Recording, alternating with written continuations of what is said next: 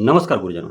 मैं राकेश वर्मा आप सभी का स्वागत करता हूं आपके अपने परिवार एसएन गुरुकुल पर। गुरुजनों, अब आप स्वयं सोचें कि आप महिला हैं, शिक्षिका हैं और आपको विद्यालय पढ़ाने जाना है या फिर आपको ट्रेनिंग के लिए डाइट सेंटरों में जाना हो और आपका दूध-मुहा बच्चा हो, आपके गोद में नवजात शिशु हो।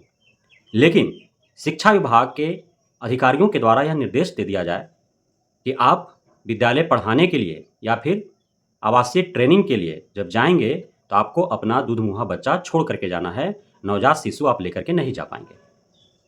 अब इस प्रकार के जो निर्देश जारी करने वाले अधिकारी हैं, उसे अब क्या ही कहा जा सकता है?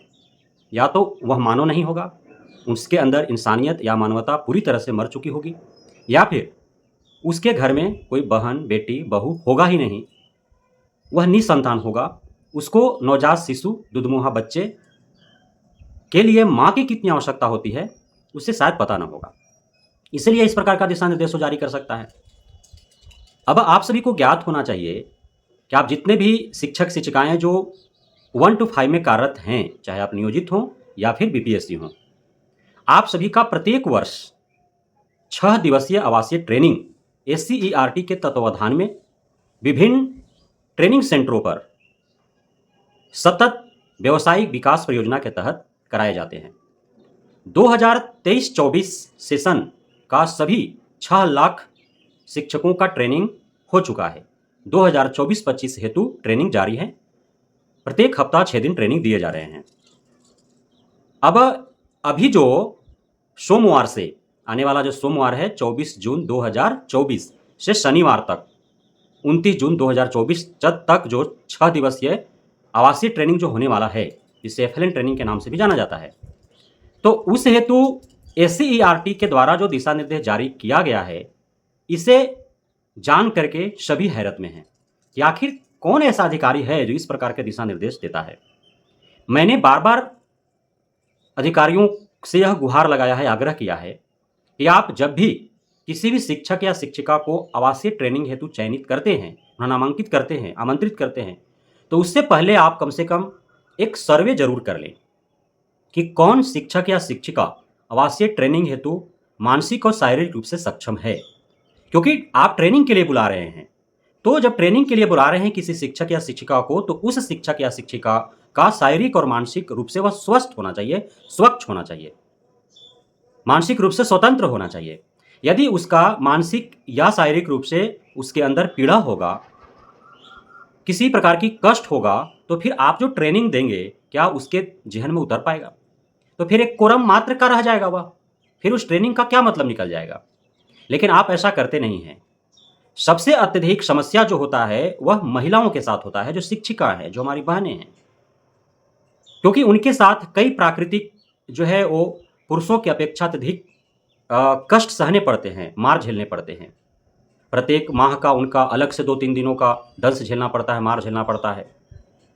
उसके बाद जो शादीशुदा महिलाएँ हैं, वो हो सकता है कि वह गर्भावस्था में हों, हो सकता है उनका दूध-मुहा बच्चा हो, नवजात शिशु उनके गोद में हो, अभी-अभी उनका जो है वो डिलीवरी उनका हुआ हो, अभी-अभी उनका शिशु जन्म लिया हो।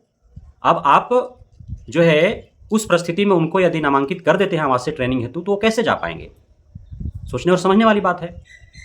हो सकता है कि आप आज नामांकित कर दिए और वो महिला जो शिक्षिका हैं, वो गर्भ अवस्था में हैं और उसी रात या सुबह तक अगले दिन जब ट्रेनिंग उनको जाना हो और उनका डिलीवरी हो जाता है, प्रसूति हो जाता है, वो कैसे जाएगी बेचारी?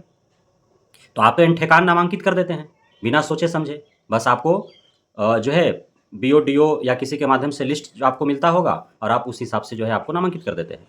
आप कतई नहीं सोचते हैं कि हाँ, जिसे हम नामांकित कर रहे हैं, आमंत्रित कर रहे हैं ट्रेनिंग हेतु, वह कितना सक्षम है मानसिक और शारीरिक रूप से। खास करके जब आप शिक्षिकाओं को भेजते हैं ट्रेनिंग में, तो उस हेतु तो अवश्य ही आपको उनके बारे में अपडेट लेना चाहिए, फीडबैक लेना चाहिए कि किस परिस्थिति में वो हैं। लेकिन आप ऐसा करते नहीं हैं। अब आप गलत दिशा निर्देश जारी कर रहे हैं। जो आपका दिशा निर्देश से जारी हुआ है, इसको लेकर के पूरे बिहार भर के जो शिक्षिकाएँ हैं, उनके दिलो-दिमाग में तो आक्रोश है ही आपके प्रति। उसके साथ-साथ जो पुरुष वर्ग के शिक्षक हैं, उनके दिलो-दिमाग में भी आक्रोश है। साथ ही उनके जो परिजन हैं, अभिभावक हैं, उनके दिलो-दिमाग में भी आक्रोश है। उनके मस्तिष्क में आपके प्रति क्या भाव जा रहा होगा, उनके दिलो दिमाग में आपके प्रति क्या भाव उत्पन्न हो रहा होगा। शायद आप पढ़े लिखे नहीं हैं, आप घूस देकर के अधिकारी बन चुके हैं, आप मानवता का पाठ नहीं पढ़े, आपके अंदर नैतिकता नहीं है, ज़मीर आपका मर चुका है पूरी तरह से, इसलिए इस प्रकार के दिशा निर्देश जारी कर रहे हैं। तो ऐसे दिशा निर्देश जारी करने से किसी भी अधिकारी को बचना चाहिए, मानवता और नैतिकता का परिचय देना चाहिए। आपके घर में भी बहन है, बहू है, बेटी है, उनका नवजात शिशु होंगे, दुधमुहे बच्चे होंगे, नहीं यदि अभी होंगे तो होंगे, तो आपको भली-भांति समझना चाहिए कि एक नवजात शिशु का, दुधमुहे बच्चे का माँ को कितनी आवश्यकता पड़ती है। हर घंटे 2 घंटे पर उनको फीडिंग कराना पड़ता है। ये डॉक्टर भी मशवरा देता है, गर्मी का समय है और अत्यधिक आवश्यकता है उन्हें, लेकिन आप अनर्गल दिशा निर्देश जारी करते हैं। तो इसको लेकर के आपको संभलना चाहिए और हम मांग करेंगे कि अभी 24 जून आने में देर है, उससे पूर्व आपने जो ये दिशा निर्देश जारी किया है उसमें आप अवश्य ही सुधार और संशोधन करने का प्रयास करें। अन्यथा की स्थिति में आपने जिन जिन महिलाओं को चयनित किया उसमें यदि जिन महिलाओं का दुधमुहा बच्चा होगा, नवजात शिशु होगा उनके गोद में, वो आप ट्रेनिंग नहीं लेंगे और आप कुछ नहीं कर पाइएगा।